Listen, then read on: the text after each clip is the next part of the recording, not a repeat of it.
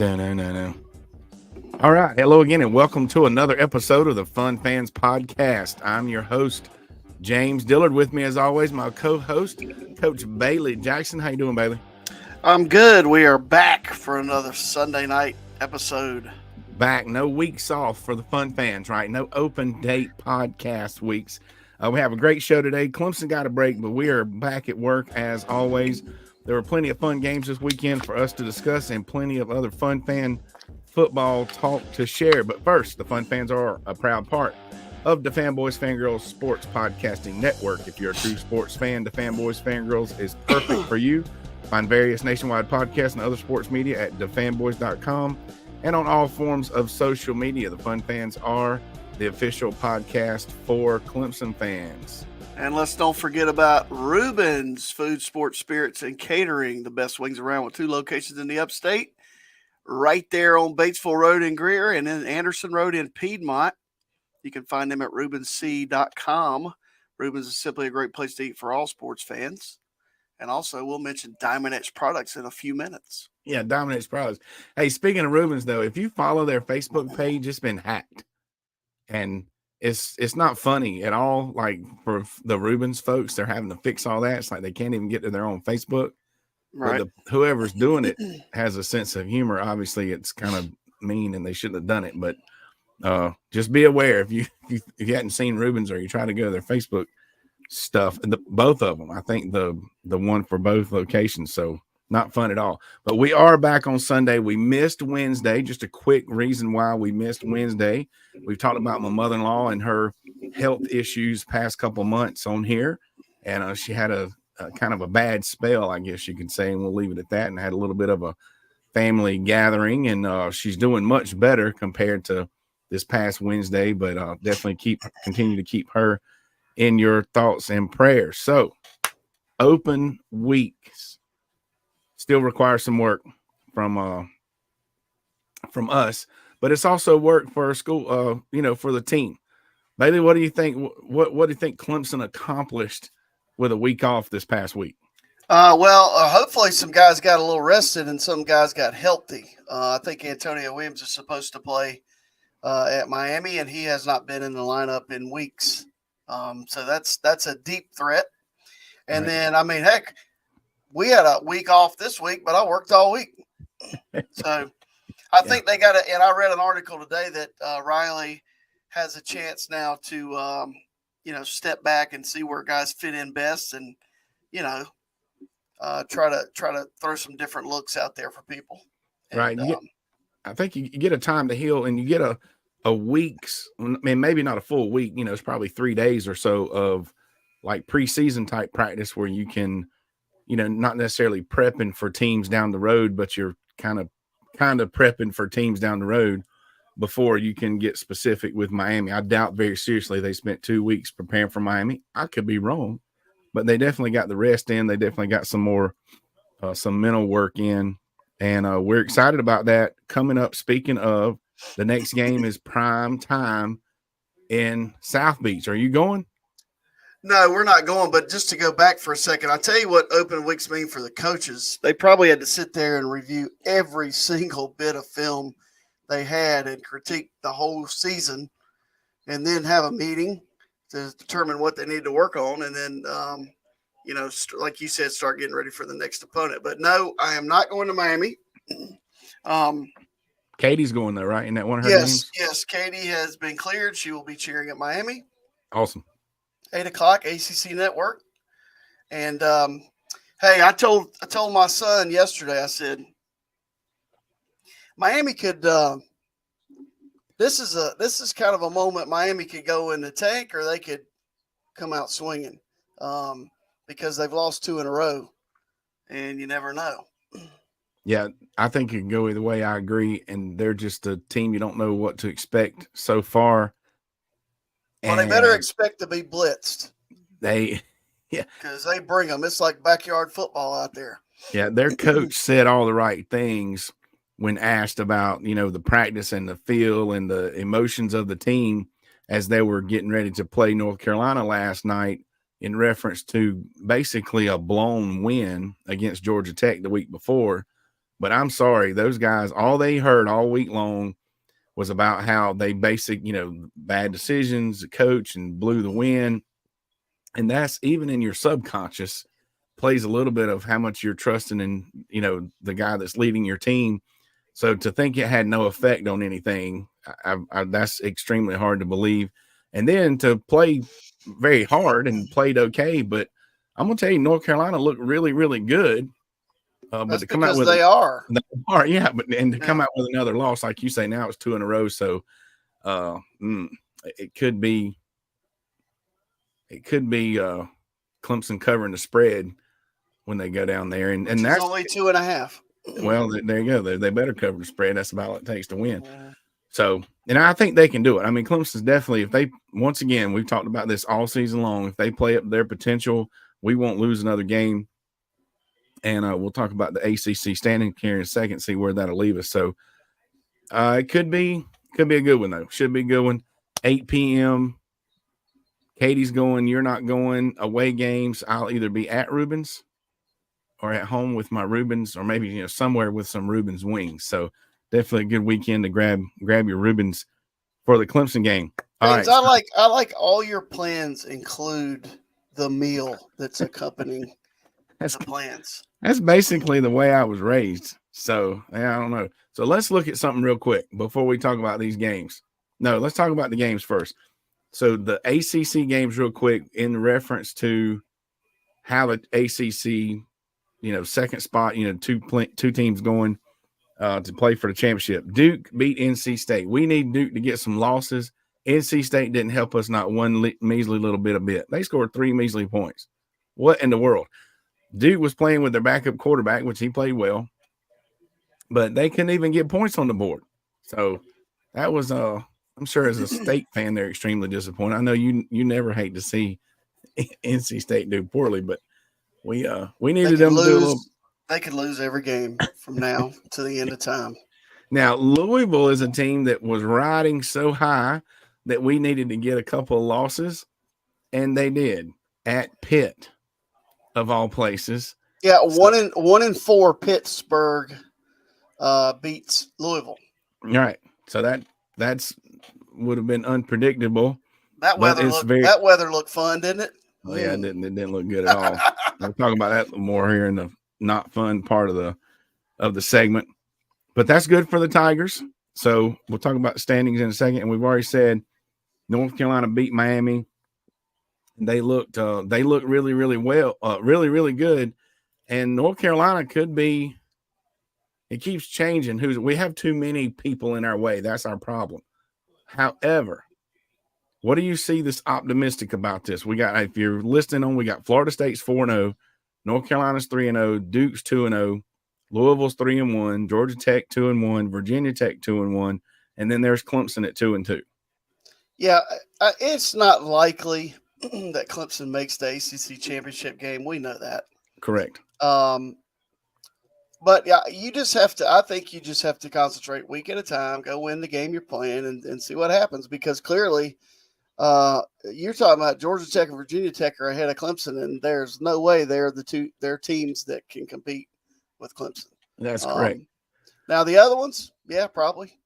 Well, obviously Duke, one of those wins is against Clemson. North Carolina looks pretty good, but like you say, Clemson has to take care of their business, and the problem is that we do not control our own destiny. That's right. But I will point out, however, that there are only 2 of those teams ahead of Clemson. First of all, we're only halfway through the season, but we're not halfway through the conference schedule. Clemson has played 4 ACC games. Florida State they've played 4 ACC games, and so is Louisville. But look at Duke, because they've only played 2. Right. So that gives more opportunity for them to lose. North Carolina has only played 3, and Duke and North Carolina play each other. North Carolina still has to play us and Florida State. So we can eliminate North Carolina, hopefully with the help of Florida State. But then, we still kind of need some help with Duke and Louisville, I guess. So yeah, you never know. They could just start fumbling around, and Clemson could just keep getting better. So we'll see. Right. We shall see. So those are the games that were kind of relevant to the Tigers. But there was lots of other fun games this weekend. It was a great weekend. And actually, I'm going to go all the way back to Tuesday night. Tuesday night, the Coastal Carolina Chanticleers versus the Appalachian State Mountaineers. Did you get to see any of that game, Bailey, last Tuesday? No, but 3 of our football coaches played at App State. Yeah. Matter of fact, our head coach was the backup quarterback to a guy named Richie Williams, who's our quarterbacks coach, who was the Southern Conference male athlete of the year in 2005 or 6, and he played in the Canadian Football League. But anyway. Friday night at our game, one of the Coastal assistant coaches, we were talking down on the sideline because, well, they played on Tuesday and they had a weekend off. So it's kind of that would kind of throw a wrench into your schedule because you didn't play last weekend. You couldn't play this weekend. So you have extended breaks both ways. Yeah. Playing on a Tuesday definitely changes up that kind of messes with 2 weeks worth of your football. But that was a great game. Coastal beat App State with a game-winning field goal at the end. Thursday Hold night. up. Did you see the guy that got – so an offensive lineman for Coastal, somebody threw a beer at him? Mm-mm. Was that you? No. Oh. No. Yeah. So they chunk it at him, and as he's walking off the field, he reaches down, picks it up, and drinks it. It was all over Twitter, Instagram. There we go. Anyway, yeah, I missed that then. There we go. That's definitely some fun stuff. There's no way I'm doing that because there's no telling what's in that cup, man. Come on. Yeah. All right, so we're working our way to Thursday night. There were some good games Thursday night. There's some big games. TV people know what they're doing. They're not putting – you remember there was a time when the Thursday night games – well, first of all, there were no games on Tuesday, and the Thursday night game were like something nobody wanted to watch. Right. But not anymore.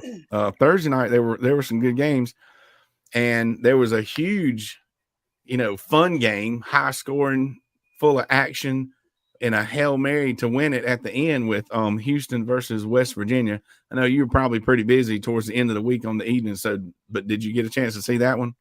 No. That was but you can imagine it's a classic. Throw it in the end zone at the end, so that was pretty cool. So good job to the Cougars on that one. And then Friday night. Now, besides Clover, you brought up Clover's game Friday. You had a big win Friday night, right? Mm-hmm.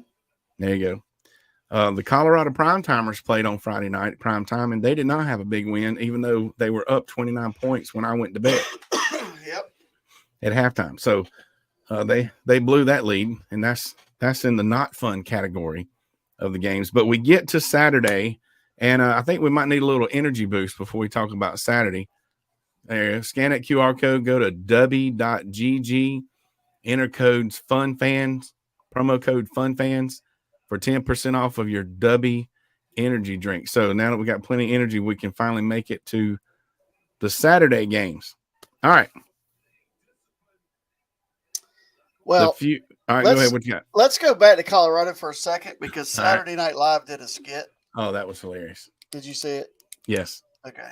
Hey, people, go out there and watch it. We're not going to talk about it, but it's kind of funny. Yeah. Let me say this about Colorado, too. I did a little research. You have to win 6 games to be bowl eligible, right? Right. All right. They have UCLA left on the road. Mm-hmm. They play Oregon State, who's playing really well. They play Arizona. They should beat Arizona. Then they play previously ranked Washington State and number 12 Utah. So there's an outside chance that the Colorado Buffaloes will be home for Christmas. Home for Christmas. Wow. After starting so well. Anyway, some other fun games from the weekend. The big matchup. Washington at Oregon. Now, first of all, Pac-12, 3:30. It was at Washington. Is at Washington. Oh, did I say that backwards? I'm sorry. Yeah. At Washington. All the folks have been talking about how getting for those Pac-12 teams to get that 3:30 time slot was huge. It was huge. I guess it was because I definitely watched the game. And once again, it's definitely different from, not a lot of times those games don't start till 9 or 10 p.m. Eastern time. However, they're usually not both ranked in the top 10 either. So I don't know that it was all that unusual other than the fact of where they're ranked. That was a really good game. In my opinion, I think Washington showed some really good coaching that came out. They jumped up, looked like they had a great game plan, and it was being very well executed. Oregon came back. Washington came out at halftime. Looked like they made some adjustments, and then they had to make some adjustments at the end. But those two quarterbacks were getting after it, and they were doing really, really well. And, it made me think about Clemson and some of Clemson's struggles. A lot of these teams, or actually most of them in the top 10, they have veteran quarterbacks. Mm-hmm. And I think that kid at Washington is a senior, if not a junior. I know Bo Nix, he's our age or something, right? At Oregon. Well, and both of them have played somewhere else previously. So the guy at Washington played at Indiana, and Nix played at Auburn. Right. So there's some veteran guys doing that stuff. But that was a really fun game to watch. So hopefully you got to watch that one. If you did, that'd be worth going back and watching the highlights. Notre Dame over the University of Southern California.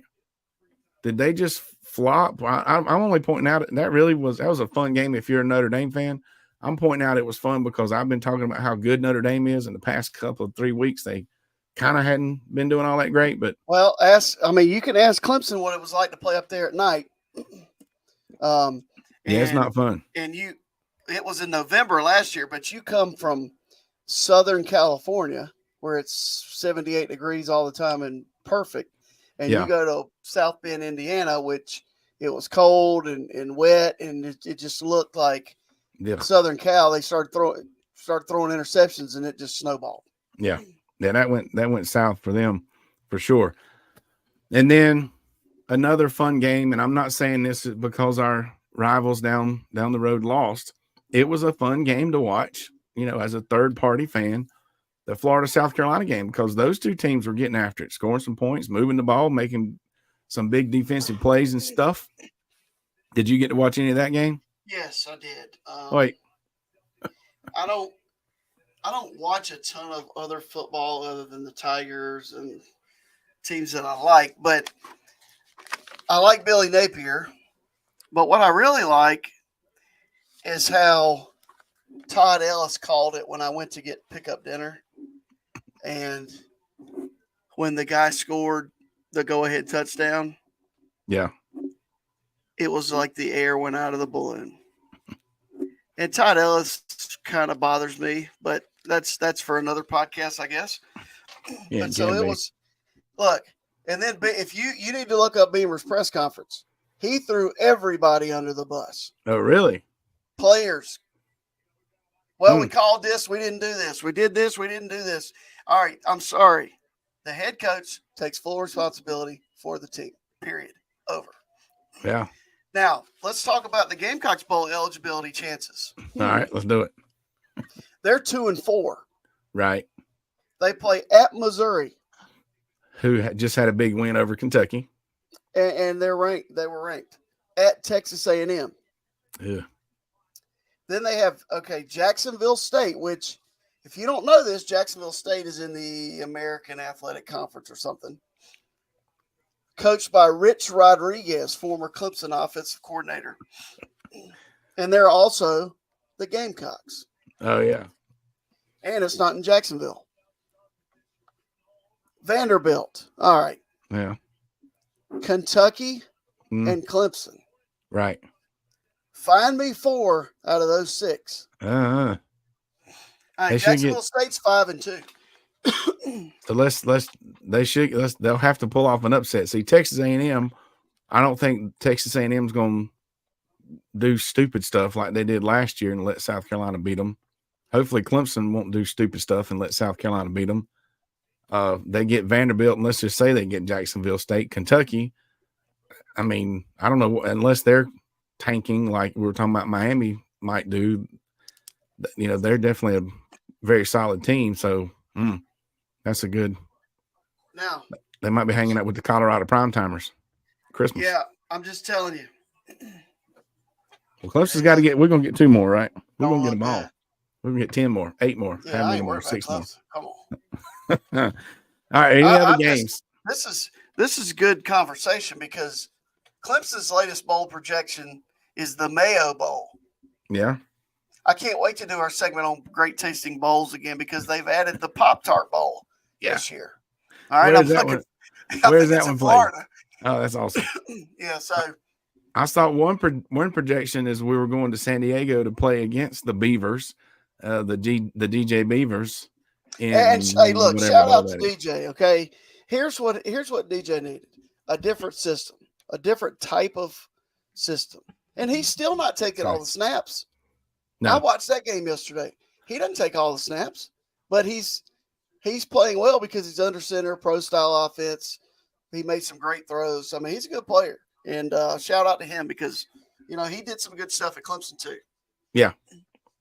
Yeah, when he was relaxed, that's what it really, just to, bring this up all over again, but real quick, one of the disappointment, a lot of things are relative. You know, if I tell you a movie's going to be, oh, man, it's the best movie ever and blah, blah, blah, it's great, great, great, and you go watch it, if it don't live up to the expectations I've given you, then it's not going to seem like such a good movie. When DJ came in relief, and threw the way he threw and played the way he played his freshman year, that's what everybody was looking for the next couple of years. And, you know, he was relaxed. I don't think there were any expectations on him, and he was able to play well. And he also had different people to throw it to. And that too. And I just think it was just a different scenario for him. Like you say, he settled into something makes him feel more comfortable in that system. And like you say, that can be a whole nother podcast. So he's out there with his family. I mean, it's just all that you just don't know. That's why you don't know. You don't speculate. There you go. All right, but it's going to be a fun next few weeks. The second half of the college football season is going to be exciting with the ACC race and really the SEC and all the other conferences. And right around the corner, the committee is going to start making their predictions. We're going to beat them to it. So late October, a week ahead, we're going to have the Fun Fans playoff committee picks. We're going to be a week ahead of them. So I believe that'd be like the week of Halloween or something maybe. So be looking for that when that comes out. And it was definitely a fun weekend. And we got real quick. So on to the fun, not fun segment of the show. The fun. Your team being able to run out the clock for a win. That's a fun thing, right? The best formation in football is what? Victory formation. Victory formation. Not fun is your team screwing around and not really running out the clock for the win. This has happened 2 weeks in a row because everybody knows about the Miami thing. And we talked about Florida and South Carolina. Florida gets that interception with 20 seconds left. Right. And they end up having to punt off, kick off, whatever, after taking a 2-point conversion. Right. So I came in the door as like, so safety. I went to grab dinner and I got home to see the end of it. And I said, okay. And I started figuring out in my head, just run around for a minute. Like nobody's going to think like the defensive line's just going to stand there and put their hands on the offensive line because you're taking a knee. If they run around 3 times, game's over. Well, that didn't happen. So I know. See, so, and the thing is, that gets you going backwards. I don't know. And he may have done that I got to think about this. Napier may have done it on purpose so he could opt to take the safety and then punt, kick off, whatever, free kick to the Gamecocks. But if he doesn't take the knee immediately on first down and runs around, he wasted 7 seconds on the next play. Well, I know, but done that on first down. The other option, I'm sitting there thinking, you get into victory formation, but then you run the quarterback sneak. The pile creates the time. You drive. You know that. I'm not doing that either. I would do that in that situation. Well, it's a victory formation. You got 3 backs behind your quarterback. Oh yeah, I do the quarterback sneak. He's running around. What if he fumbles while he's running around? You got to hold on to it. Yeah, you got to hold on to it the other way too. You got all these people around. But if there's no defensive players trying to grab it, you don't drop it. Ask Miami about that. I know. Well, see, they handed it off and ran like a normal offensive play. Yeah, have y'all never done the victory formation quarterback sneak? it takes forever to push the pile. I mean, it takes them. I'm worried you don't about lose. somebody grabbing the ball in that Well, situation. I'm worried about when the guy was running around, and if he would have got hit or just happened to drop the ball, that's a scoop and score for South Carolina. I'm ready for the team to go victory formation and throw a deep ball to the tight end. It's coming. Yeah, it's coming. So anyway, that's not fun. Just the fact that you get the ball with 20 seconds left and you have to give it to the other team even for 3 seconds, which then they screwed that up. They free kicked to South Carolina. Why didn't they fair catch it in the air, and then they would have had an offensive play? I don't get it. These coaches getting paid. I mean, I don't know if it's coaches or the kids, but they're getting paid too much money to do stupid stuff. But like I say, Napier may have done that on purpose, so he knew he could do that at the end versus whatever. But anyway, because eventually you still may have had to punt. You'd rather free kick it than punt. That's for sure. All right. Well, I mean, it's not a situation you're in a whole lot. No, that's true. But anyway, another fun situation is streaming TV. I'm going to show a video real quick. It's very short.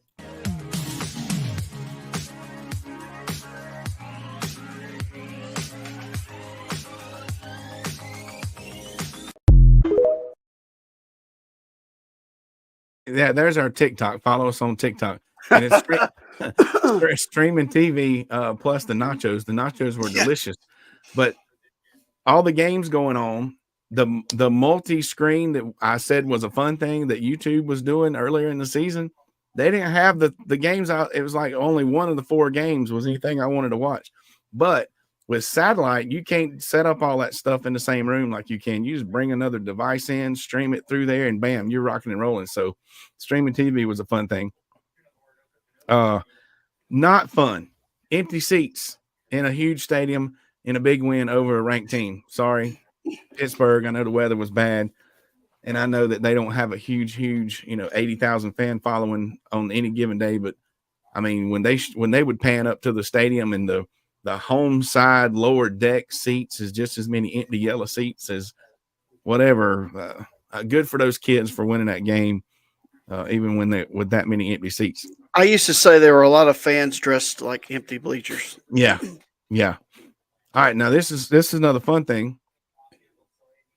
The layered nachos. This video is a smidge longer, but bear with me.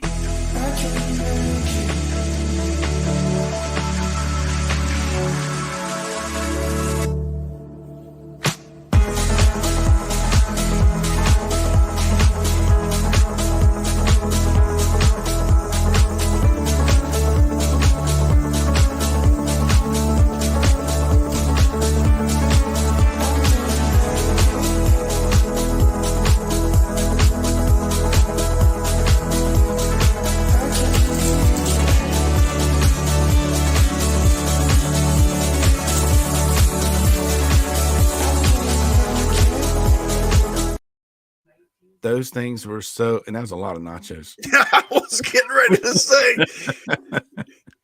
I mean, I did not eat all of it. I didn't even have it. You saw the plate. That's how many was left in the other video. So, but that was a fun thing to be able to do with an open date and not really paying. I was paying very much attention. I did that at halftime. But hey, if you want the recipe, just reach out to us. We'll hook you up.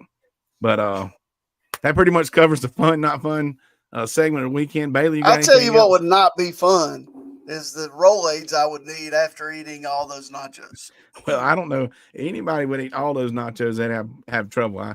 I didn't even eat half, and then my wife came in later and helped me eat some of them, and we still threw probably about a third of them away. But it was really, really good. Just take whatever you put on, whatever you would want on nachos, and layer it up. The queso I think is the key. Oh, definitely. Then the Mexican cheese and extra piled on top. So that was big time. But next weekend is definitely some Reuben's Wings. And we're going to be coming right back this Wednesday, 8:30 Wednesday. We're going to catch up whatever has happened in Tiger Town or the midweek stuff with college football. And I'm skipping over any O's update. I'm assuming you don't want to talk about that, right? Okay. Let's move on. Let's just move on. Let's move on to something that is really high quality, and that's our Diamond X products. That's right. They have mastered the diamond laser engraving process, and they can put almost any design on items such as license plates, yard signs, tumblers, water bottles, and much more for a high quality, forever lasting, custom engraved product. check out Diamond Edge Products at diamondedgeproducts.com. And I can tell you that the Clover High School merchandise came in, and it looks just as good as the officially licensed Clemson stuff that you can get from Diamond Edge Products. So go for it. That's right. Talk to Jalen. Yeah, email Jalen. See, Clover, it's a fundraiser. So any schools or churches or some organization, if you're doing a fundraiser like that, they'll give you a very much reduced rate, and you turn around and sell it for retail as a fundraiser. So that works out really well. So, man, that was awesome. Hope you enjoyed the updates. We like opens. Opens come in handy, helps us rest. And the Fun Fans are here every week. I think the ACC race is going to be fun. You know, Clemson might nudge back up in there and make it a little exciting. It might make that North Carolina game real exciting at the end of the season. So we're looking forward to that, but we're going to focus and beat Miami this Saturday. That's right. Join us here Wednesday night, and then we'll be back next Sunday. Thanks again for checking us out each and every week. Don't forget to click subscribe on the Fun Fans Podcast YouTube channel, as well as your favorite podcast platform. Follow us on all social media and share, please. All archive shows can be found on the fanboys.com website. On behalf of the Fun Fans Podcast, J Thrill Entertainment, the Fanboys Fangirls Podcast Network, and Bailey Jackson. Go Tigers. Thanks for listening.